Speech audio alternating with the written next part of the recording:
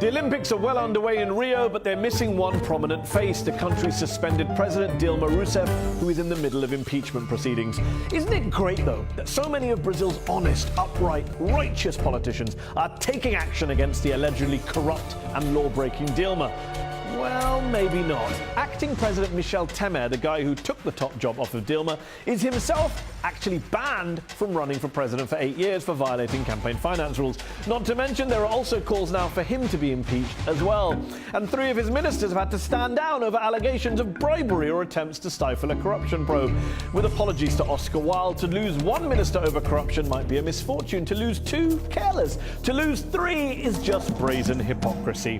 One of those 3, by the way, was the transparency minister. Yeah, he resigned over corruption claims.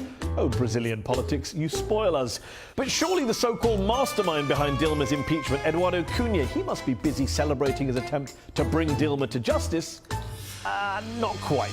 The former Speaker of the lower house of Congress was himself forced to stand down and charged with taking nearly $40 million in bribes. His counterpart in the Senate, Renan Calheiros, is also being investigated for taking bribes. Of the 65 members on a commission to impeach Dilma, 37 of them, that's more than half, face charges of corruption or other crimes. And of the 513 members of Brazil's lower house of Congress, 303 of them are either being investigated or being charged with a range of criminal offences, from corruption to homicide to slavery. Yes, I did just say slavery. The same is true for 49 of the country's 81 senators who'll be voting on whether to impeach Dilma.